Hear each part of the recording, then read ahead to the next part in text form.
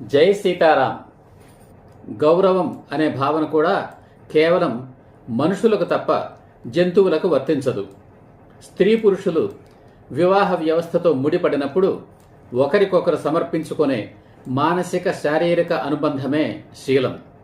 అప్పటి వరకు ఎవరికి వారు కాపాడుకుంటూ వచ్చిన తమ శీలాన్ని వివాహానంతరం భార్యాభర్తలుగా ఒకరి శీలాన్ని మరొకరు జీవితాంతం కాపాడుతామని పరస్పరం చేసుకునే ప్రమాణమే వివాహం. అలాగే తన కూతురి గౌరవానికి రక్షణ కవచంగా నిలిచిన తండ్రి తన బాధ్యతను మరొక పురుషుడికి అప్పజెప్పడమే వివాహ వ్యవస్థ. భర్తకు భార్య తన శీలాన్ని సమర్పించుకుంటుంది, అలాగే భార్యకు భర్త తన శీలాన్ని సమర్పించుకుంటాడు.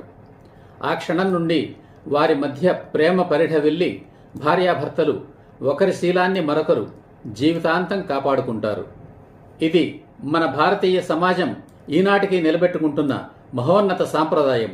మన భారతదేశాన్ని సమున్నత శిఖరాల మీద నిలబెట్టిన మహత్తర సంప్రదాయం. శీలం అంటే భారతదేశం, భారతదేశం అంటే శీలం. శీలం అనేది మహిళలకే కాదు, పురుషులకు కూడా వర్తించేదే. అదే శ్రీరాముడి ఆదర్శం. కానీ ఎంతోమంది పురుషులు తమ శీలాన్ని వదిలేసి రాక్షసులుగా మారుతున్నారు.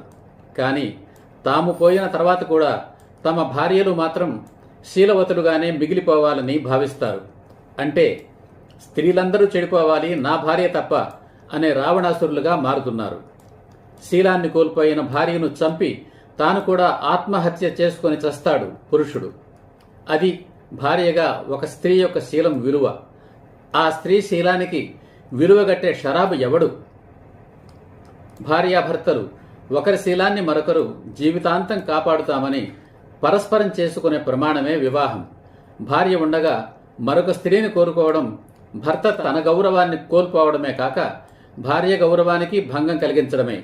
అలాగే భర్త ఉండగా మరొక పురుషుణ్ణి కోరుకోవడం భార్య తన గౌరవాన్ని కోల్పోవడమే కాక భర్త గౌరవానికి భంగం కలిగించడమే.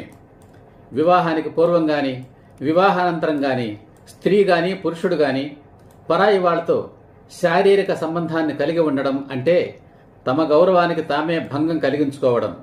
అటువంటి వాళ్లను శీలం లేని వాళ్లుగా పరిగణిస్తుంది సమాజం. వివాహానికి సిద్ధమైన ప్రతి యువకుడు తన భార్య శీలవతిగా ఉండాలని భావిస్తాడు. అలాగే వివాహానికి సిద్ధమైన ప్రతి యువతి తన భర్త శీలవంతుడుగా ఉండాలని భావిస్తుంది.